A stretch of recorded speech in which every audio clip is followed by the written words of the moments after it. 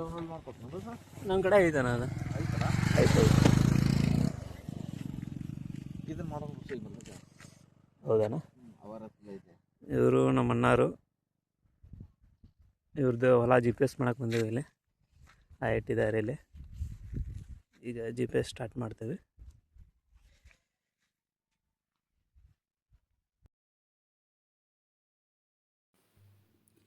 ಇದು ಬೆಳೆ ಸಮೀಕ್ಷೆ ಎದಕ್ಕೆ ಮಾಡೋದಂದ್ರೆ, ಬೆಳೆ ಸಮೀಕ್ಷೆ ಮಾಡಲಿಲ್ಲ ಅಂದ್ರೆ ಒಂದು ವೇಳೆ ನೀವು ಬೆಳೆದಂಥ ಬೆಳೆನ ಗೋರ್ಮೆಂಟಿಗೆ ಹಚ್ಚೋಕ್ಕಾಗೋದಿಲ್ಲ.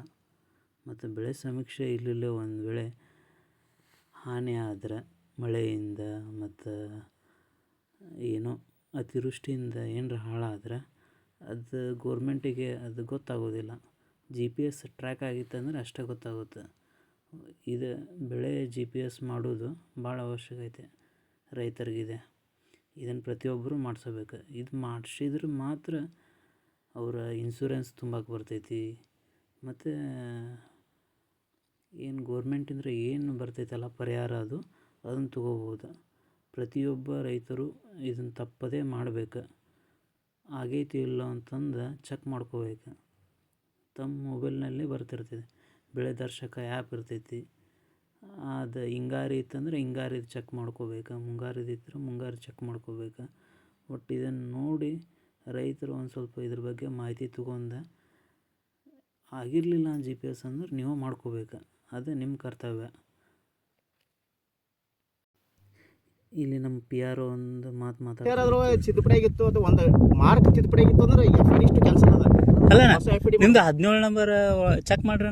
ಅಲ್ಲ ದಡ್ಡ ನಮ್ಮ ದಡ್ಡ ಒಂದು ಎಫ್ ಐ ಡಿ ನಂಬರ್ ಏನೋ ಇಲ್ಲ. ಚೆಕ್ ಮಾಡ್ಬೇಕು. ಎಫ್ ಐ ಡಿ ಚೆಕ್ ಮಾಡಿಸಿದ್ರೆ ಚೆಕ್ ಮಾಡಿಸಿದ್ರೆ ಯಾರು ಗೊತ್ತಾಗಲ್ಲ. ಅಣ್ಣ ಈಗ ಬಂದೇನ ಭಾಳ ತತ್ಲ ಈಗ ಅಲ್ಲಿಂದ ಬಂದೇನೆ.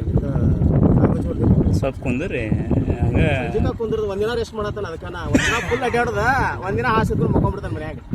ಮತ್ತೇನು ತುಸಾಗತ್ತೆ ಹೇಳಕ್ ಬರಲ್ಲ ಅಣ್ಣ. ಅಲ್ಲಿ ಆಫೀಸ್ನಾಗ ಕುಂತು ಮಾತಾಡ್ದಂಗೆ ಆಗೋದಿಲ್ಲ ಇದು.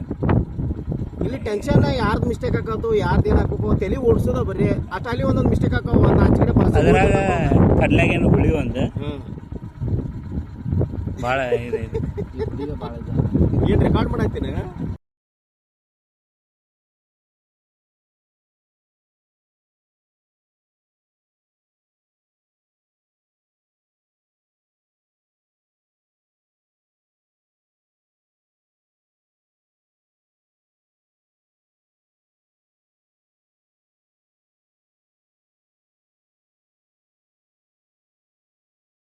ಎಲ್ಲ ವೀಕ್ಷಕರಿಗೂ ಧನ್ಯವಾದಗಳು. ಹೀಗೆ ನನ್ನ ವಿಡಿಯೋಗಳನ್ನು ನೋಡ್ತಾ ಇರಿ. ಹೀಗೆ ನಾನು ವಿಡಿಯೋಗಳನ್ನು ಮಾಡ್ತಾ ಇರ್ತೇನೆ. ನೋಡಿ, ಆನಂದಿಸಿ, ಖುಷಿಪಡಿ. ಧನ್ಯವಾದಗಳು.